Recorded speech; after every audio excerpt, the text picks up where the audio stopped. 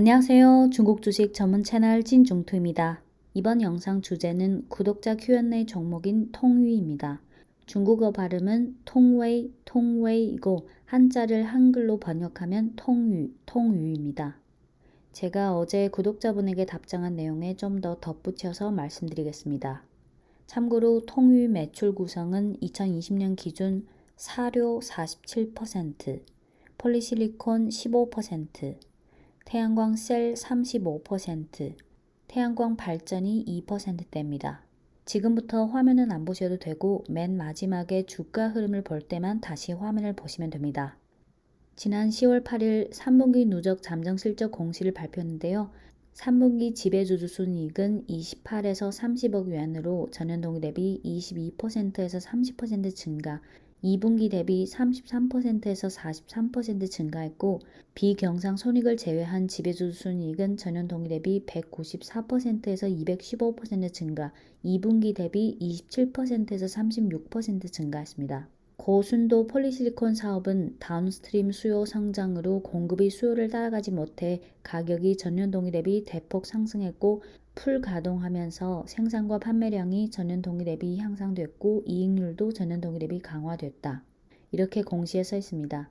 공시에 폴리실리콘 가격이 크게 상승했다고 하는데 올 2분기 폴리실리콘 현물 가격은 킬로그램당 175위안이었는데 3분기에 이르러 킬로그램당 210위안으로 올라가면서 2분기 대비 20%나 상승했습니다.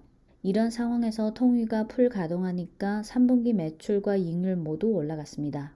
지금 통유가 폴리실리콘 생산 능력을 계속 확장 중이지만 수요가 워낙 왕성하고 또한 정부의 에너지 소비 이중 통제 정책의 영향을 고려하면 3분기에 이어 4분기도 폴리실리콘 가격은 고공행진을 유지할 것으로 보입니다. 최근 일부 현지 기관에서는 폴리실리콘 가격은 2022년 2분기 또는 3분기가 돼야 안정화될 수 있다고 전망하고 있습니다.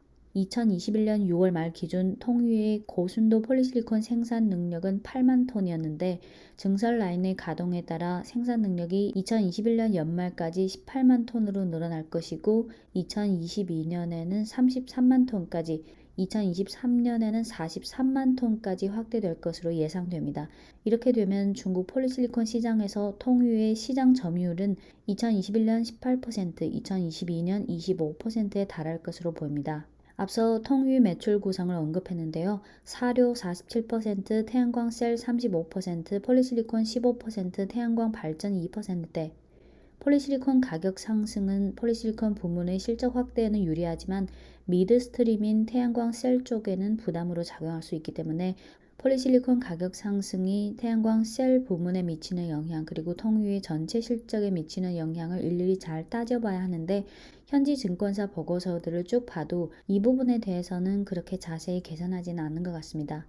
물론 통유가 셀의 생산 확장도 계속하고 있고 대형 셀 비중도 높이고 있어서 점차 규모의 효과가 더 나타날 수 있습니다. 통유의 셀 생산 능력은 2020년 말 기준 27.5기가와트였는데 2021년 상반기에 35기가와트에 달했습니다. 왕성한 수요에 힘입어 통유는 셀 가격을 와트당 0.08위안에서 1.12위안까지 7.7% 인상했습니다. 생산 확장에 따라 2022년이 되면 셀 생산 능력은 55기가와트를 넘어설 것으로 예상되고 그중 210인치의 대형 셀이 35기가와트 이상이 될 것으로 보입니다. 이렇게 가격 인상, 생산 확충, 대형 사이즈 비중 확대 등에 힘입어 통유의 셀 부문의 이익성도 계속 강화될 것으로 기대됩니다. 10월 16일에 작은 해프닝이 하나 있었는데요. 통유의 완전 자회사 중 하나인 통유바이오 과기유한회사가 중화인민공화국 대기오염 방지법 제19조 위반으로 29만 위안의 벌금을 부과받았다는 기사가 나왔는데 29만 위안이라면 금액이 너무 작아서 사실 아무것도 아니지만 지금 정부가 탄소 중립 환경 보호를 대대적으로 강조하는 분위기 속에서 이런 소식이 나오니까 당시 투심에는 안 좋았던 것 같습니다. 사실 이 소식은 지난 9월 13일 관련 감독부처에서 이미 한번 공표한 내용이지만 9월 13일 처음 발표할 때 9월 13일 통유 주가가 5.44% 하락했고 9월 14일 6.29% 하락, 9월 15일 2% 상승, 9월 16일 6.62% 하락, 9월 17일 0.16% 하락. 그 후 10월 16일에 다른 기업에 대한 벌금 처벌도 같이 합쳐서 기사가 다시 한번 나온 겁니다. 이거는 이미 패스됐다고 봐도 될 것 같아요. 이어서 통위 주가를 볼게요. 2008년, 9년, 10년, 14, 15, 16, 18, 19, 20, 21 연간 주가 수익률은 2015년 54% 상승, 2016년 10% 하락, 2017년 92% 상승, 2018년 30% 하락, 2019년 60% 상승, 2020년 197% 상승, 2021년 올해는 10월 19일 종가 기준 연초 대비 41% 상승했습니다. 2021년 올해 주가 흐름을 보면 1월, 2월, 3, 4, 6, 7, 8, 9, 10 보시면 작년 말에 이어 올해 춘절 전까지 계속 상승하다가 춘절 연휴 직후 즉 2월 18일부터 3월 말까지 급락했는데 이때는 중국 증시가 전반적으로 하락해서 동반 하락한 거고 그 후 4월부터 8월까지 87% 급등한 후 9월에 한 달간 조정했는데요. 9월은 태양광뿐만 아니라 전기차, 2차 전지 등 업종도 다소 하락했습니다. 그러다가 10월 국경절 연휴 이후부터 10월 19일까지 지금 5%대 소폭 상승했습니다.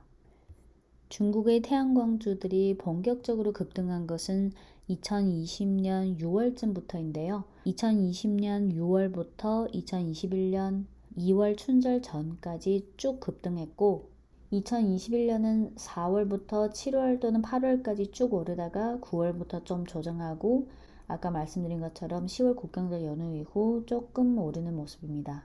장기적으로 2차 전지 수요의 지속적인 확대에 따라 통유의 주가도 추세적으로 계속 오르겠지만 향후 수익률에 대한 기대치에 있어서는 작년처럼 200% 가까이 오르거나 그런 정도를 기대하는 것은 좀 억지스러운 것 같고 그래서 수익률 기대치를 과거에 비해서 좀 낮춰야 한다고 생각합니다.